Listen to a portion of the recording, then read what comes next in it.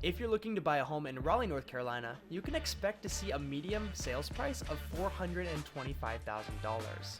Now for reference, the median home price across the entire United States is sitting at around $400,000. But if those prices are a little hard to swallow, I completely understand. I came up with a list of the top affordable suburbs in Raleigh that you should consider moving to in 2024.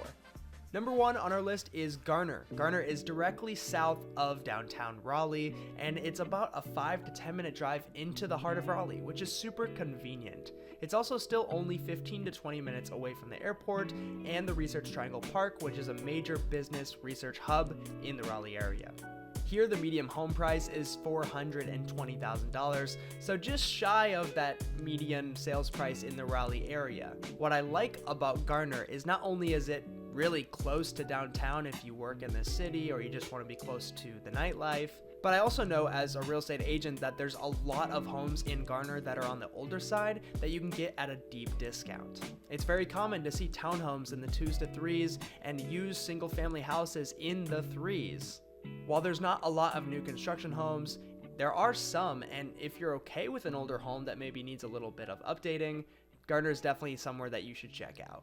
Number 2 on the list is Wendell. Wendell is to the east of Raleigh. It's about 20 minutes into the heart and 30 minutes to the airport. Currently, there are 15,500 people that call it home, but it's expected to grow about 15% this year, and I absolutely believe it because it's just such an affordable place that people are flooding there, and I see this place growing a lot over the years to come. The median home price is only $383,000, and it is a hot spot for new construction as there's still a lot of land out there that can be built on, and what new builders are doing right now, and I've talked about this in other videos, is offering lower rates, sometimes as low as 4.99% fixed when the going rates are 7%.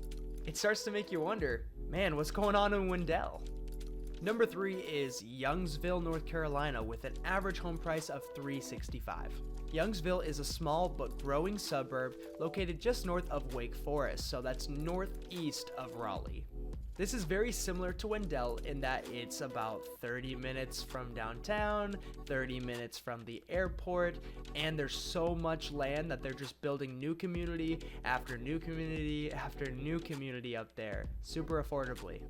And on the homes that they're building in Youngsville, a lot of them have half-acre lots, much larger lots than you'll find in other parts of Raleigh, which is nice. And what I like about Youngsville is that you're a straight shot into Wake Forest, and Wake Forest in itself is a big enough suburb that it has all the shopping and the dining that you need. Honestly, you don't have to go into Raleigh. What I tell people who are looking at Youngsville or even Wake Forest, Wendell, any of these outer suburbs, it's a lot better if you already are working remotely, or maybe you're retired or you have a hybrid model of work. If you live all the way in Youngsville and have to commute all the way to RTP every day, now you're spending, my goodness, almost an hour both ways just to get to work. That might not be what you want to do. There are currently about 2,500 people living there. I expect to see that number grow quite a bit over the few years to come. They're saying they expect about a 4% growth, and I wouldn't be surprised if it's a little bit more. Number 4 is Knightdale, North Carolina at $359,000 for the median home sales price. Knightdale is the first suburb on the east side of Raleigh. It's a quick shot into downtown, about 10 minutes, and it's only about 25 minutes to the airport. On the outskirts of Knightdale, you will find some new construction communities, but they're not as common. There's a lot of older homes in Knightdale, kind of like Garner, that could use some work. Knightdale is a robust town with about 20,000 people living in it actively. A lot of young professionals, young families are living there.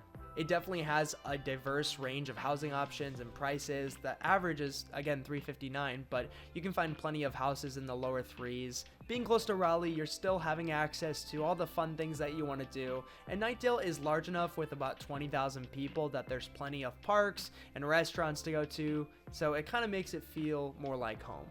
Number 5 on the list is Angier, and if you read this for the first time, it looks like you're saying Angrier or Angier or something like that, but it's pronounced Angier, and if you say it wrong, they'll let you know. Angier is pretty far south of Raleigh, just past Fuquay Varina. Yet again, this is another hotspot for new build communities because it's just a bunch of land, so it's super affordable. We're about $100,000 less than the median average sales price in Raleigh at $336,000 here. For reference, you'll be about 35 minutes from downtown and about 50 minutes to the airport, so this really is best for retirees, remote workers, and people who just don't mind the commute. For right now at least, you'll have to go into Fuquay-Varina to really get a lot of shopping and dining options, but it's really kind of blowing up in recent years, and we're expecting about 8% growth over the next. Number 6 on the list is Clayton, North Carolina, with an average sales price of $330,000. Clayton is the prime example of a suburban area that's kind of set apart from the city. It's full of families and retirees. It's affordable housing. It's about 25 minutes from downtown and 35 minutes from the airport. You can find new construction homes. You can find older Victorian-style homes. We expect to see Clayton grow about 6% this year as people continue to search for affordable housing. The final suburb on our list, the one that you've been waiting for this whole video, is Zebulon. The people of Zebulon refer to themselves as the town of friendly people, and I think that's pretty on point. What you get in Zebulon is a small town atmosphere where everyone kind of knows each other, but that may not always be the case as it continues to grow. They really don't want to let the secret out of the bag because Zebulon is a nice, quiet place with super affordable housing. I'm talking $321,000 for the average home. Only 6,700 people currently live here, but it's growing about 13% this year and counting. While the town still definitely needs to be built up in terms of shopping and restaurants, it feeds right into Wendell, which feeds right into Knightdale, which feeds right into Raleigh. So yeah, these are the most affordable suburbs in Raleigh at the moment, but things are always changing. And even if you found the most affordable place to live, question is, do you actually want to live there? What are the schools like? What are the shopping like? What you really need is a local guide. And that's the point of this YouTube channel, to offer a perspective into the life of Raleigh and its surrounding suburbs. When you're ready to take action on finding the right home for you at the right price in the right location, make sure you call the number below or just click the link in the description to start a free consultation call with me and my team. For more living in Raleigh, click on one of these videos next, and we'll see you there.